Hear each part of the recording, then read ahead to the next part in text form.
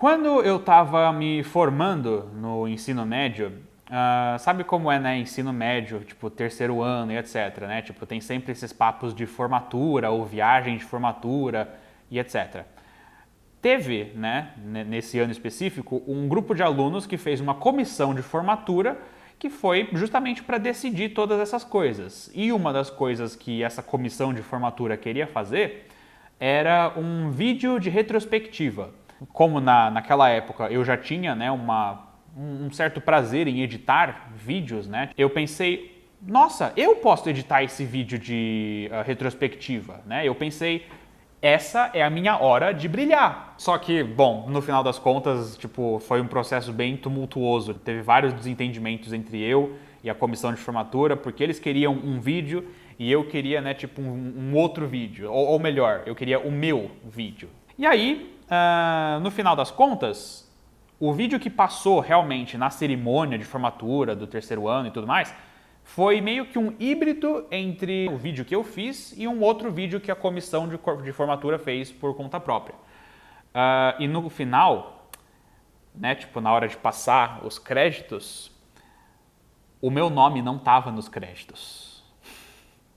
Na minha opinião, esse momento ele é um ótimo resumo do que significa você fazer arte no meio audiovisual. Porque, no final das contas, tudo se resume à maneira como você vê o seu próprio protagonismo.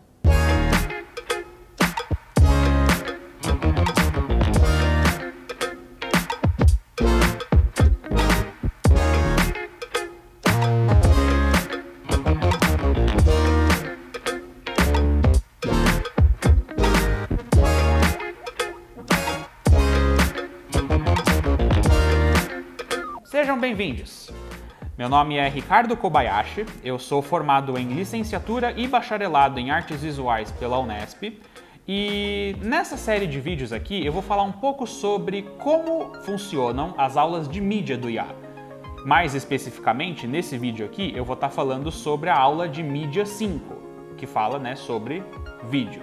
Caso vocês não tenham percebido, eu gosto demais, né, de me expressar através do vídeo e é por isso que eu também gosto muito dessa disciplina, né, porque ela justamente oferece muitas experimentações legais nesse meio.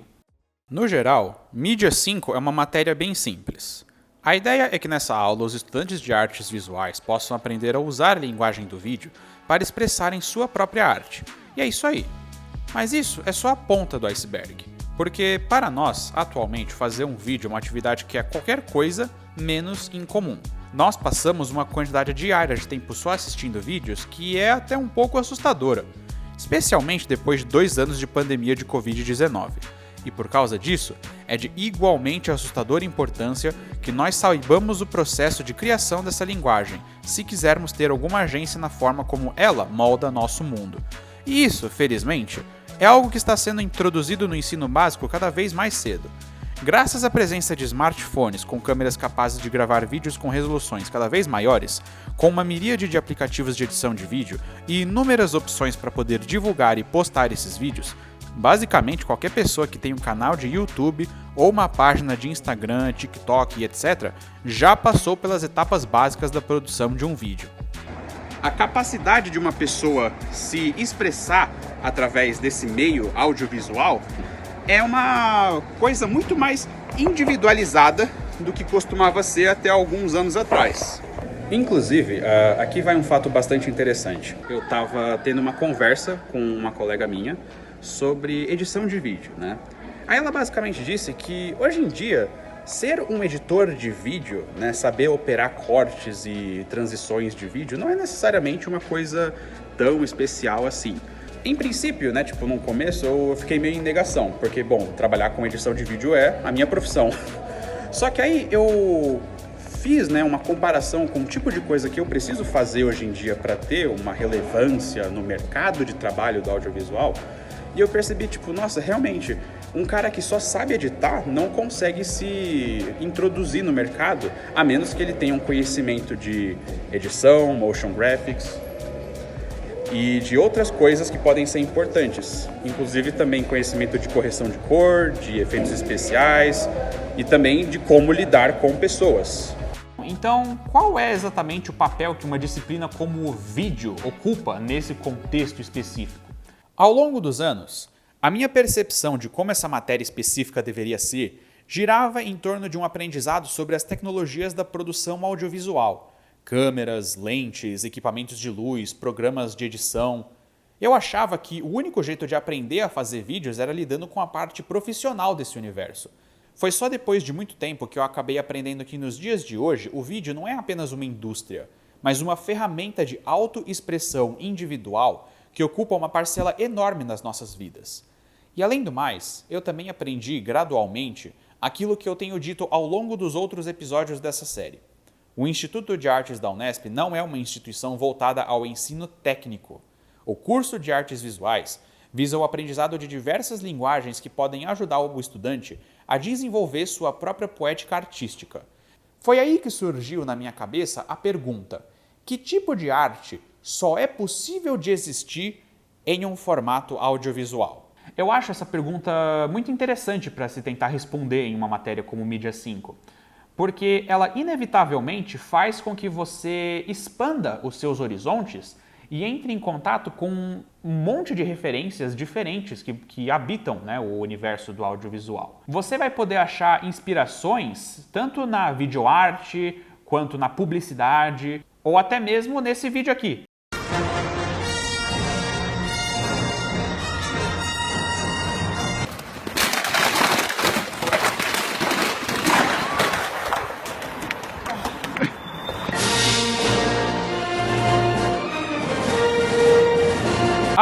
Antes de você tentar responder, deixa eu só falar que Mídia 5 não é igual a cinema. Você não vai aprender em Mídia 5 a como fazer um filme cinematográfico tradicional, sabe? Com arcos narrativos e direção de atores e planejamento de cenas, etc e tal. Esse aprendizado pode até ser o centro dos seus experimentos, mas não é uma coisa obrigatória para a matéria. O cinema é uma forma de arte audiovisual, mas existem muitas coisas que um estudante de cinema precisa dominar antes de sequer chegar perto de uma câmera. Conhecimentos que não conseguem ser apropriadamente abordados em uma disciplina que só dura 6 meses. Mas, em Mídia 5, o estudante pode escolher uma abordagem mais descontraída, intuitiva, com as ferramentas materiais dessa arte se quiser. E tem mais, não é, e provavelmente nunca será obrigatória, a presença de conhecimentos específicos sobre câmeras, lentes, equipamentos de luz, som, programas de edição e vários outros conhecimentos técnicos em uma aula de Mídia 5. Também não é o foco da disciplina se aprofundar sobre o que eu chamo de estratégias de postura. Como produzir material para redes sociais, como se comportar em frente a uma câmera, exercícios de atuação e dicção e etc. Todos esses conhecimentos, apesar de serem valiosíssimos, fazem parte do seu processo de descoberta no audiovisual. Você decide se conhecimentos como esses vão ser úteis para sua evolução artística. Tente pensar dessa forma. Você não vai aprender em uma aula de Mídia 5 o processo de como fazer um vídeo. Não importa quais sejam as concepções prévias, ou melhor, os pré-conceitos que você tem sobre essa linguagem. O ambiente de Mídia 5 serve justamente para você rever essas pré-concepções e para desenvolver uma compreensão maior e mais profunda de como o vídeo pode ser uma linguagem útil, não só artística, mas intelectualmente.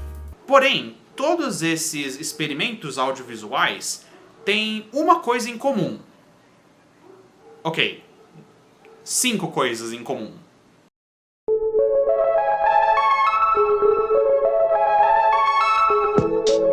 Para se realizar qualquer tipo de produção audiovisual, seja um vídeo, seja um filme de Hollywood, seja um trabalho de escola ou um documentário, um programa de televisão ou até mesmo uma reportagem jornalística, tomara que a Júlia seja muito feliz com a escolha dela. É necessário o cumprimento de 5 etapas: roteirização, produção, gravação, edição e, por último, veiculação. Cada uma delas tem objetivos diferentes a cumprir, e os artistas visuais podem cumprir esses objetivos de diversas formas, usando seus conhecimentos e suas sensibilidades poéticas. É imensamente difícil fazer uma obra audiovisual completa sem passar por essas 5 etapas, mesmo que você não perceba. No entanto, como um criador de vídeos eu mesmo, eu posso dizer que o processo de seguir essas etapas nem sempre é tão rigoroso quanto parece.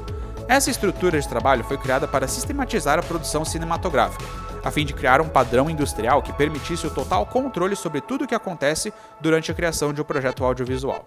Mas esse sistema foi criado em uma época na qual a infraestrutura por trás da criação de filmes possuía um custo proibitivamente alto.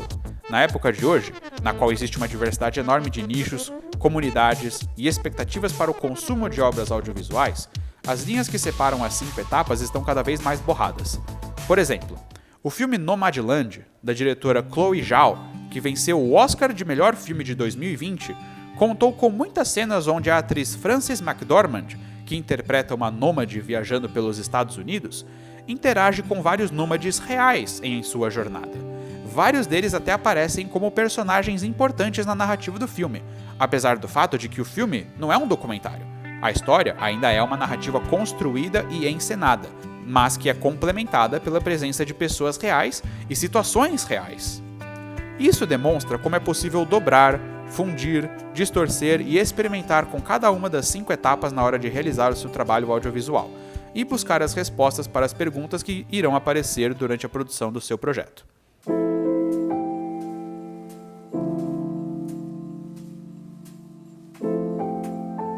Muito do que se conhece por videoarte atualmente vem das contribuições do artista coreano Nam June Paik, um verdadeiro pioneiro do uso de novas mídias nas artes visuais, e cujas obras e pensamentos criaram um paradigma do vídeo nas artes visuais que permanece até hoje. Portanto, estudar esse paradigma e criar obras audiovisuais dentro dele pode oferecer aos estudantes de mídia 5 uma série de ricos aprendizados. O único motivo pelo qual eu não consigo falar mais dessa vertente artística da videoarte do Nam June Paik para vocês é porque meus estudos, e a minha formação acadêmica acabaram indo para outras linhas de pesquisa, mais voltadas para o cinema. Mas existem outras possibilidades que você pode explorar. Assim, por muito tempo eu pensei que o universo do audiovisual se dividia em 2 extremos, 2 polos extremos. De um lado você tinha a videoarte do Nam June Paik, e de todas as pessoas que fizeram parte e que influenciam esse meio. E no lado extremo, você só tinha a indústria do cinema de Hollywood. Então, ou você faz o cinema de Hollywood, se você quer se especializar no vídeo, ou você vai pro lado da videoarte. Porém, o que acontece é que entre esses 2 extremos existe todo um espectro de possibilidades criativas que você pode explorar. Um tipo de produção que eu acho que as pessoas de mídia 5 poderiam experimentar é o videoclipe.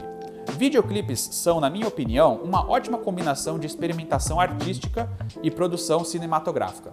Fazer uma obra audiovisual complexa e visualmente engajante sem as amarras do cinema narrativo tradicional, ou até mesmo o cinema publicitário, oferecem uma liberdade criativa aos artistas que é difícil de achar em outros formatos. Sem mencionar a oportunidade que o videoclipe oferece de colaboração com os estudantes dos cursos de teatro e música. Na real, o ambiente de mídia 5 nem precisa girar em torno de experimentos artísticos subjetivos do vídeo. Você pode explorar a parte comunicacional do vídeo também, que é tão importante quanto a parte artística. Eu tô fazendo o processo seletivo de professor do estado de São Paulo pela VUNESP. Eu tive que fazer uma videoaula de 5 a 7 minutos e ela teve que ser enviada antes da prova objetiva e ela é classificatória. Entendi. E eliminatória. Os temas sugeridos já estavam no edital e não podia fugir esse tema. Eu escolhi um tema de arte pré-colonial. O primeiro passo foi fazer um roteiro, com todas as informações de edição, todo o conteúdo que eu ia falar, as imagens que eu ia inserir. O segundo passo foi a produção, que você, Ricardo, me ajudou a filmar. Depois a gente editou tudo no Premiere.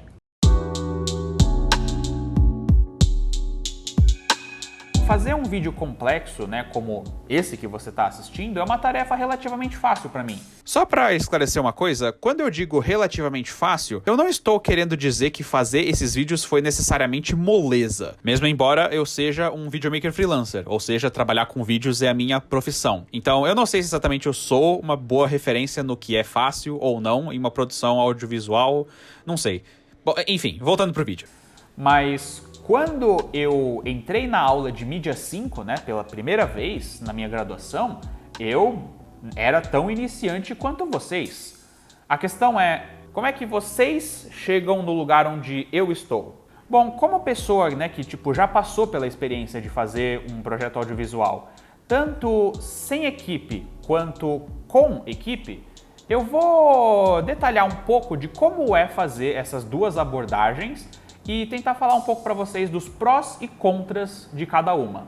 Lidar com pessoas é difícil. E o bom de fazer um vídeo sozinho é que do mesmo jeito que você faz um desenho ou pintura, você tem 100% do controle criativo da sua obra audiovisual, que é um privilégio que muitos diretores de Hollywood gostariam de ter. Mas quando você faz um vídeo sozinho, uma das primeiras coisas que você precisa entender é que você estará supervisionando tanto o aspecto criativo quanto o aspecto técnico da produção. Geralmente, em uma equipe, essas funções atuam de forma separada, pois o que costuma acontecer é a equipe técnica se encarregar das necessidades materiais e operacionais da produção para que a equipe criativa possa experimentar artisticamente sem problemas. Quando você trabalha sem uma equipe, você precisa dimensionar o projeto para que ele possa ser executado sem que você se sobrecarregue ainda mais. Especialmente porque quando você está em uma situação em que está tudo centralizado na sua pessoa, você tem mais risco de desenvolver uma visualidade que parecia muito boa no roteiro, mas que não faz o menor sentido quando você grava ela de fato. Isso aconteceu comigo ao criar essa série. Ao gravar o episódio que você está vendo agora, no começo eu tinha colocado como itens cênicos na minha mesa uma câmera, algumas lentes e um microfone, além do meu celular. Naquela hora, eu pensei que esses itens ilustravam o tipo de ferramenta que um aluno de mídia 5 acaba usando para criar suas obras. Mas aí eu percebi que isso poderia passar a ideia de que a aula de mídia 5 é uma aula de pegar em câmeras. E na minha compreensão, ela não é apenas isso. Eu tive que refilmar todas as minhas cenas no estúdio, usando uma direção de arte diferente. Você está sempre olhando para o que você quer fazer e o que é possível fazer. E as duas coisas sempre estão em descompasso.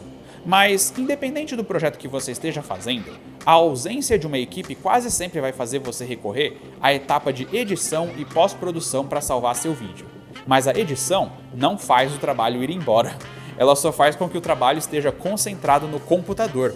Quanto maior o seu controle criativo, mais tempo editando você vai passar. Fazer um projeto audiovisual em equipe permite que o trabalho possa ser dividido, mas isso não muda o fato de que a equipe é feita de indivíduos. Cada um desses indivíduos tem uma visão de como o produto final deve ser, ou como eles gostariam que fosse. Mas o dever da equipe não é fazer vários filmes individuais, e sim fazer um filme coletivo. Portanto, é necessário que alguém entre os membros da equipe possa ajudar todos os participantes do projeto a contribuírem, da melhor maneira que puderem, para a realização desse projeto. Às vezes, dependendo do projeto, pode ser mais fácil haver um consenso criativo na equipe, mas na maioria das vezes, é necessário alguém para coordenar o trabalho da equipe de forma sensível e construtiva. Geralmente, em filmes cinematográficos, essa coordenação recai sobre os ombros do diretor, pois ele tem o poder de bater o martelo final nas decisões.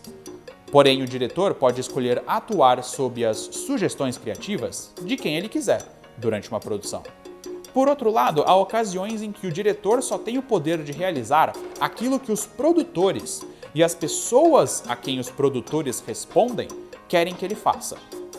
No final das contas, o conflito entre o poder criativo e o poder real permanece. Acho que o diretor, ele é mais uma pessoa que tá com uma ideia, mas às vezes os caminhos que estão vindo para ele são meio tortuosos e estranhos, e é meio ele quem vai desvendar isso. Tipo, desvendar meio o que é esse filme, o que é isso, entendeu? O que é que as pessoas estão fazendo e por que elas estão fazendo.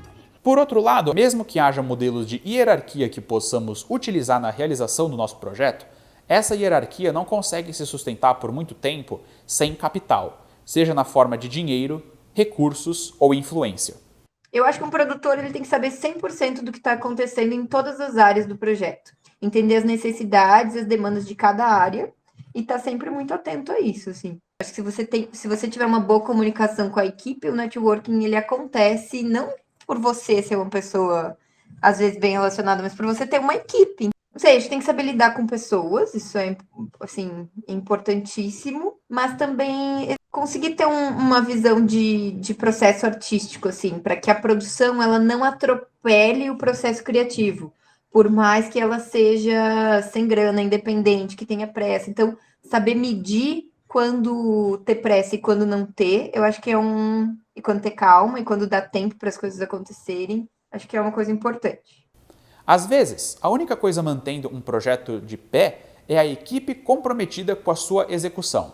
E a chave para fazer todos esses indivíduos atuarem de forma construtiva no projeto é uma coisa que pode ser alimentada e incentivada, mas que não pode ser forçada. Essa coisa se chama protagonismo. O protagonismo é um estado mental que uma pessoa pode ter no qual ela toma uma consciência maior e mais perceptiva de uma determinada situação que ela está vivendo. E também quando ela sabe o que ela precisa fazer, ou melhor, o que ela pode fazer diante dessa situação específica. E quando uma pessoa está agindo de forma protagonista, ela faz isso sem precisar do pedido ou da supervisão de outras pessoas. Por exemplo, imagina que você está sentado, e dentro de um ônibus ou trem lotado. E aí, de repente, entra uma pessoa de idade, uma pessoa idosa, segurando umas sacolas pesadas. Só que o ônibus está tão lotado que vai demorar muito tempo até que ele esvazie e essa pessoa idosa acabe tendo a chance de sentar e poder descansar. O protagonismo é quando você escolhe, você toma a decisão de oferecer o seu lugar para essa pessoa idosa poder descansar. Claro, quando você for fazer isso, na prática, existe muita possibilidade dessa pessoa idosa falar: não precisa se preocupar comigo, eu não vou ficar muito tempo, alguma coisa assim. Porém, o que importa é que você, da sua própria iniciativa, escolheu, oferecer o seu lugar para essa pessoa idosa porque você achava que essa era a decisão correta a se tomar. Você não tinha como saber, 100%, se essa decisão iria gerar o efeito que você desejava. Mas você se dispôs, você tomou a iniciativa de fazer o que você achou que era certo nessa situação. O ingrediente mais importante de uma produção audiovisual é o protagonismo. Não é sobre ter o maior poder criativo sobre o produto final dentre os membros da equipe, mas sim sobre ter consciência de que não importa qual papel ou cargo você ocupe, é a sua presença que permite que o projeto possa ser um pouco mais fácil de realizar, mais bem acabado, mais ambicioso, mais diverso. Se você faz parte de uma equipe, você está lá para somar, não subtrair. E o protagonismo é o que permite que você some com coisas positivas. Porque se for para somar com coisas negativas, então é nem melhor você entrar nessa equipe. Por que vocês acham que no meu vídeo de formatura o meu nome foi tirado dos créditos? Pois é, eu queria tanto que esse vídeo de formatura, que eu fiz no meu ensino médio, fosse a minha obra de arte, que no final ela foi tudo menos a minha obra de arte. Eu queria tudo e aí eu fiquei com nada. Mídia 5 não é uma aula onde o estudante vai aprender como fazer vídeos. Essa aula é sobre gerar uma compreensão mais aprofundada sobre o processo de se realizar vídeos e o que o produto final desses processos pode significar dependendo do contexto no qual ele está inserido. E por mais que eu tenha falado sobre vídeo performances, vídeo instalações, documentários, cinema e etc., a aula de Mídia 5 ela é uma aula aberta a todo tipo de experimento na linguagem audiovisual. E esses experimentos podem tanto ser cultivados pelos alunos quanto propostos pelos professores.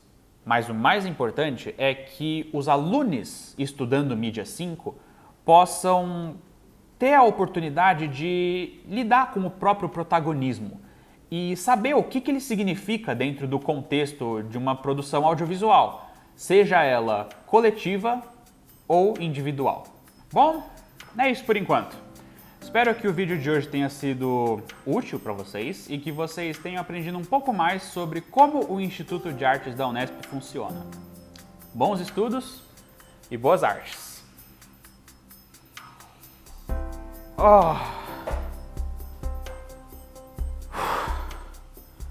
Finalmente gravei tudo que eu precisava gravar.